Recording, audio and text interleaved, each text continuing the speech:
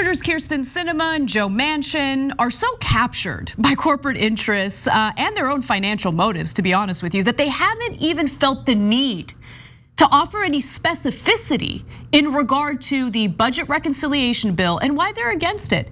We've gotten some vague statements from them, but that's about it. For instance, there was the issue involving Joe Manchin. He claims that the price tag is too much. He's really uncomfortable spending $3.5 trillion. But what about some specificity? What would he be comfortable spending? I don't know. Let's watch. Senator, so have you been clear with the White House about how much you're willing to spend on this human infrastructure bill? We're just working. We're all still talking, working together. Is the White House clear on what you want? I think they're pretty much understanding where I am. And so you don't care how much this bill is. You just need I want the need. To you. Well, I do care about the bill. I care about the size of the bill. Sure, I do. Everybody. 3.5 is still too high for you. That's pretty high. Sure, I do. Sure, I care about the size of the bill. It's pretty high. Okay. So Manchin and Sinema have been having one-on-one meetings with President Joe Biden, and again, no specificity. Okay, these failed meetings need to end. Right now, Chuck Schumer and Nancy Pelosi, as we speak, are meeting with President Joe Biden. What I would personally like to see from Joe Biden is a little strength. Instead of continuing these one-on-one meetings with bad faith actors who are so captured by corporate interests, how about using your bully pulpit to apply pressure to these lawmakers? How about that? Because think about that video that you just watched with Manchin. He doesn't even think he needs to offer you or his constituents any specific reasoning. He doesn't even think he needs to come at you with a specific number that he'd be comfortable with. You know why? Because his intention is to defeat the bill. That was his intention from the very beginning. Because it's not just his corporate donors who are at risk, right? It's also his personal financial interests. Okay, he is invested in the hotel industry. He is invested in dirty coal, makes $500,000 a year off dirty coal. The budget reconciliation bill is the most robust effort, certainly by this government, to respond to the climate crisis. He's looking out for his own profits in addition to the profits of his corporate donors. Make no mistake about it. And so people don't trust him. If progressives vote in favor of passing the bipartisan infrastructure bill, which I think we should just refer to as a corporate handout bill, do you think they'd have any leverage over Joe Manchin? Do you think Joe Manchin would negotiate for a reconciliation bill in good faith? He doesn't want to pass it at all. In fact, he was confronted about the fact that he's not really trustworthy by Garrett Hake from NBC. Let's take a look at that video. We have the most important piece of legislation we've ever had in the last 30 years, which is the bipartisan infrastructure bill. It does so much in so many ways. Clean energy, everything we talked about. Why wouldn't we take that as a win?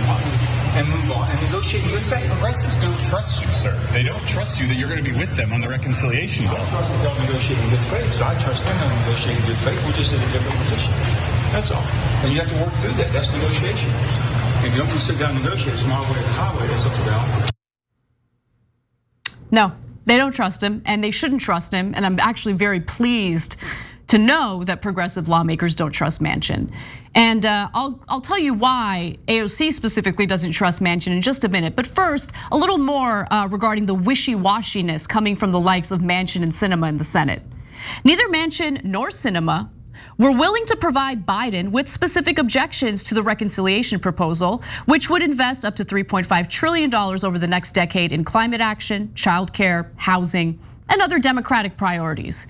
To be honest, I feel a little uncomfortable referring to them as Democratic priorities, considering the, at this point, dozens of corporate Democrats, both in the House and the Senate, who have come out against it. Is it really a Democratic priority when Democrats have control of Congress, they have control of the executive branch, and they can't get a common sense piece of legislation passed?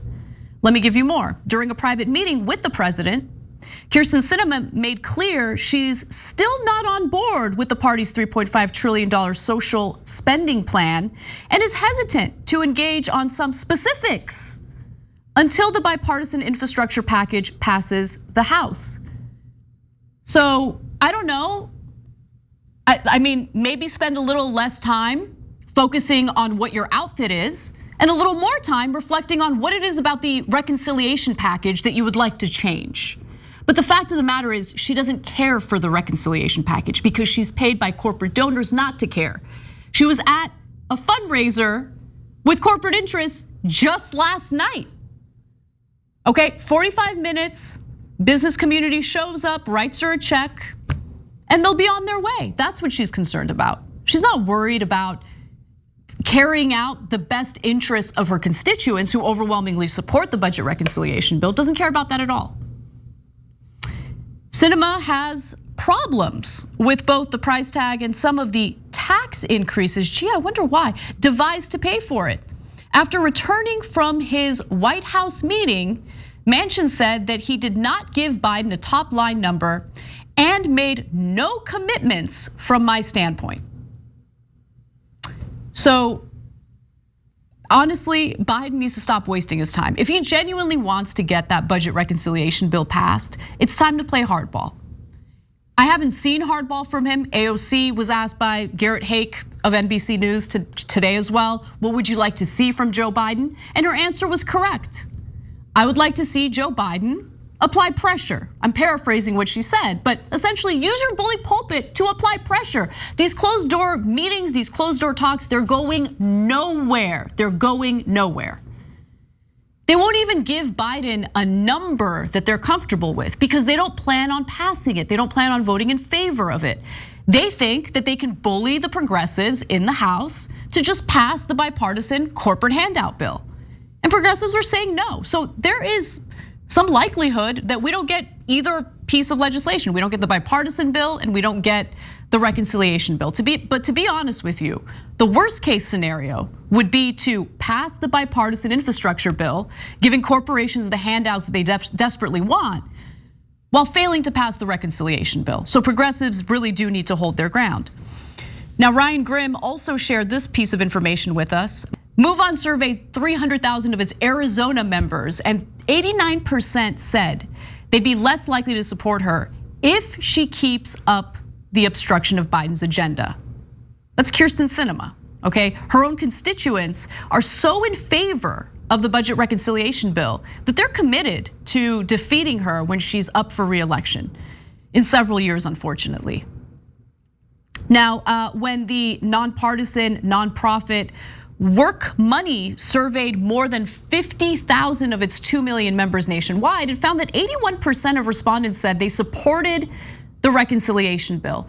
That includes 90% of liberals who took the survey, 81% of moderates, and 66% of conservatives. Even the majority of conservative voters favor the budget reconciliation bill.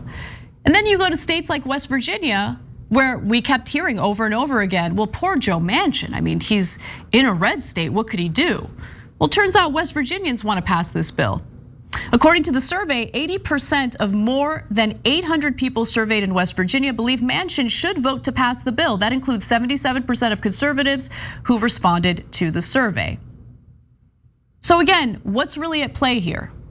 Why is it that these lawmakers refuse to pass a wildly popular piece of legislation? Well, most Americans favor lower drug prices, right? I mean, who wants to pay more for drug prices? Who wants to pay 2 to 3 times more for the same prescription drugs that are offered in other developed countries? But there's no powerful grassroots group devoted to the issue. And there is a major lobbying group on the other side, Pharma, which represents the drug industry.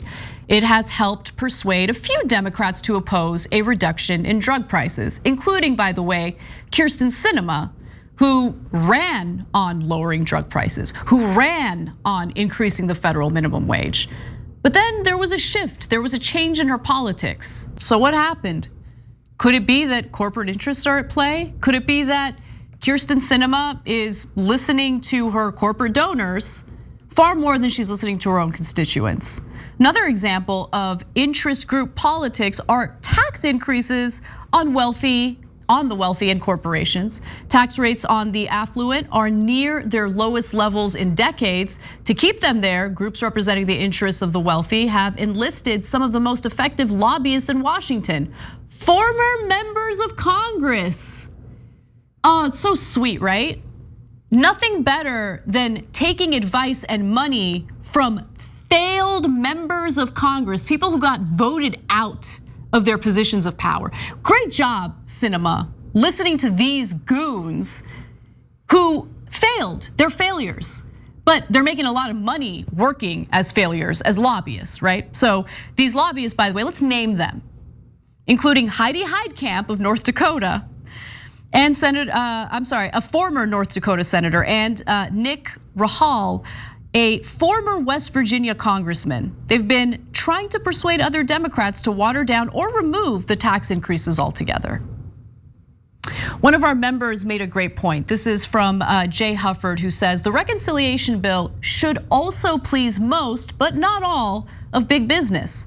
That $3.5 trillion bill gets spent somewhere. There's two sides to every financial transaction, but this is the important part, guys. They prefer a precarious labor force to profits. The reconciliation bill would materially improve Americans' lives. It would improve the lives of workers. And maybe all of a sudden, they're not desperate to stay at a job they hate. Maybe all of a sudden they have some choices. Maybe all of a sudden they get to take a little bit of paid time off to take care of their newborn baby. Corporations don't want that. They love a desperate workforce, which is why they lobbied so hard to get states to end the coronavirus-related unemployment benefits early. And guess what? A lot of red states agreed with them and did what they wanted. But they also shoot themselves in the foot because since they refuse to pay their fair share of taxes, since we don't offer childcare in America, women haven't been able to go back to work. They gotta stay home, they gotta take care of the kids, kids keep getting quarantined. And so all these corporations who thought that they could game the system and make people so desperate that they would show up to work are now realizing, oh damn, people aren't coming back to work yet. We still have a labor shortage. I mean, the self-destructive nature of this system is so evident.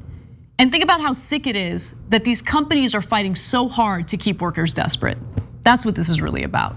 Thank you for that comment, I really appreciate that. Thanks for watching The Young Turks, really appreciate it. Another way to show support is through YouTube memberships. You'll get to interact with us more. There's live chat emojis, badges.